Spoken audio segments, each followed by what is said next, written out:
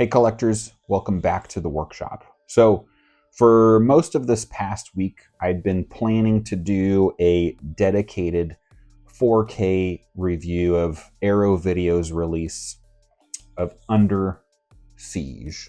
Talk about the transfer, the grain levels, the sound design, the packaging. And the short version is that it looks and sounds fantastic. And I actually, by watching this, had a little bit of a different reaction than what I had anticipated.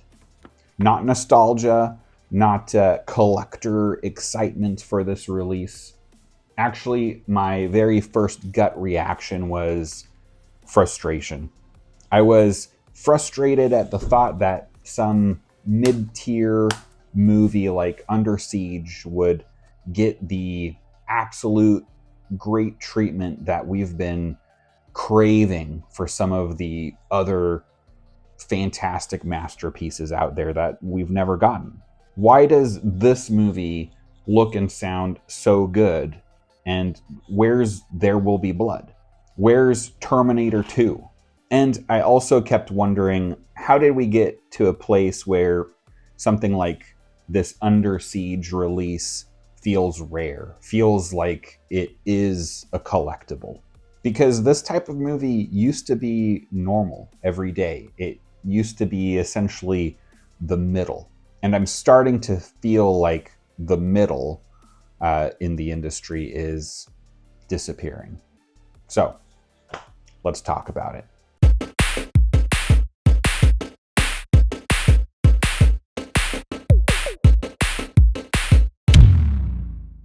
There was a time when movies like Under Siege, or last week, I talked specifically about The Mask. There was a time where these movies were not special. They weren't masterpieces. They weren't award contenders. They weren't billion-dollar franchises. They were just there, right? They played on cable television constantly. They sat on your shelves. They were movies that you would repeat watch on Saturday afternoons. And not because they were profound, but because they were simply solid, entertaining, rewatchable. And that category used to be massive, but over the years now it feels like it's thinned down more and more. What it feels like we're getting is blockbuster spectacle on one end, right? You've got your Marvel movies, your Disneys, and prestige dramas or art house movies on the other end, right? Your A24 films, etc. And there's not so much in between, especially now in the streaming age, right? Unless, of course, you're counting all of those Hallmark type romance Christmas movies. And then, my friends, then we are talking. But okay, think about your old VHS shelf or your DVD shelf. It probably didn't reflect the greatest films ever made. It probably still doesn't. It reflects what you watched. That videotape that was slightly warped when you watched it because you rewound it too fast. The one movie that you recorded off of television and it still had some of those commercials cut into it. The one action movie that your dad used to always watch and keep the remote from you when he fell asleep. Those weren't curated collections, right? Those were accumulated memories, experiences.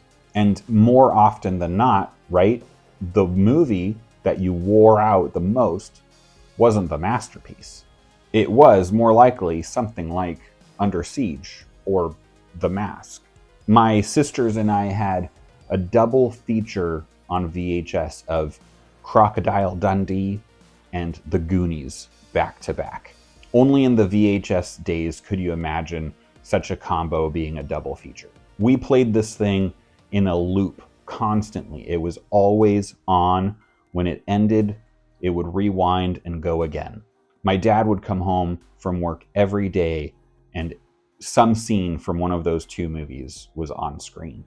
We could quote either movie. There wasn't anything about them that we didn't love. We created inside jokes. And then one day, my dad had a particularly rough day at work, and he came home, the VHS was on, and I just remember him walking in, pulling the VHS out in front of us from the player. And this is where witness statements differ.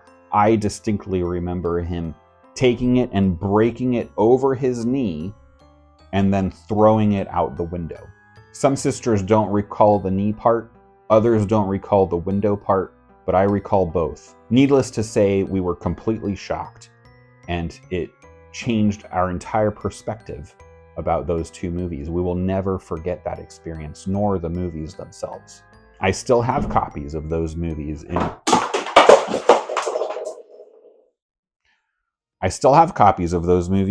many different editions. So yes, I mean, this is core memory building.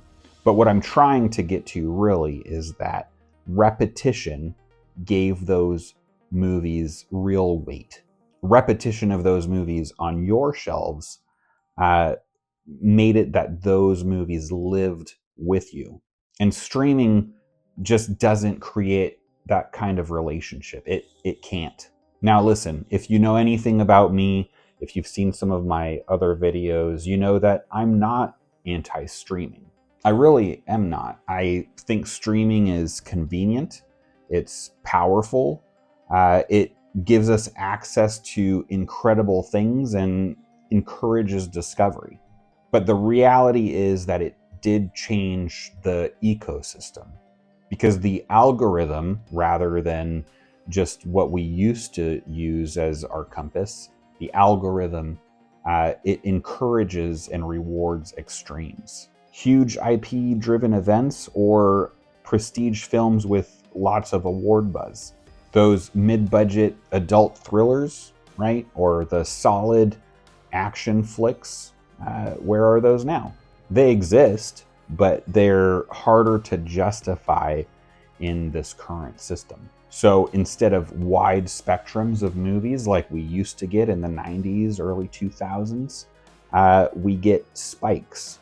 A blockbuster moment, then a prestige moment, and then everything, including the middle, fades very, very quickly into the catalog.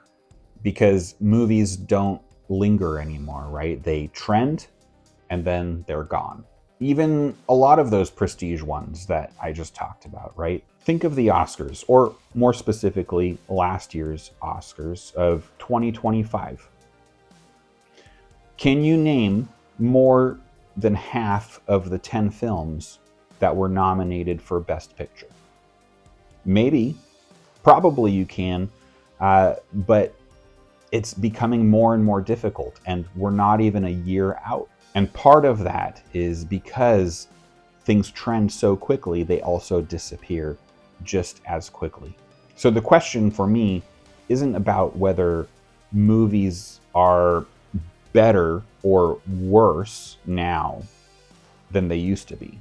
It's about texture. It's about the fact that these middle movies, they created cultural overlap. You could mention either of these movies back in the 90s at school, and more than half of the classroom there, most of your friends would have seen it. Not because it's a genius movie, not because it's incredible, but because it was around. Now, two people who love movies could also meet up and have absolutely no cultural or cinematic overlap, right? They haven't seen the same movies because streaming personalized everything to your specific trends. And in doing that, it quietly erased that shared, overlapped middle. So here's the strange part. Boutique labels like Arrow or Criterion or Kino Lorber, right? Those ones out there, they are preserving what I'm calling the middle. So yeah, when Arrow Video is releasing a gorgeous 4K release of Under Siege, of all movies, it does feel disproportionate. But I'm realizing maybe it's not disproportionate. Maybe it's actually a course correction, because this movie represents a category that has shaped a lot of us. The Saturday movie, right? The cable television movie, the pick it off your shelf, don't analyze it, just watch it type of movie. And I'm realizing that seeing these movies treated in this way reminds us that this category does matter, because it was part of the background of our lives. So yeah, I went throughout this week. I thought I'd just be doing a simple review of Under Siege. So here's the review. It looks great. It's great. But it really ultimately made me think of something much, much bigger. We still have blockbusters. We still have prestige. But the middle, the movies that we used to live with, the movies that lived with us, those feel thinner. And maybe that's why physical media today feels different, right? Maybe that's why physical media today matters more than ever before. Because physical media doesn't just preserve the masterpieces, right? It preserves also those movies in between, the ones that we didn't realize were important at the time, until they were gone.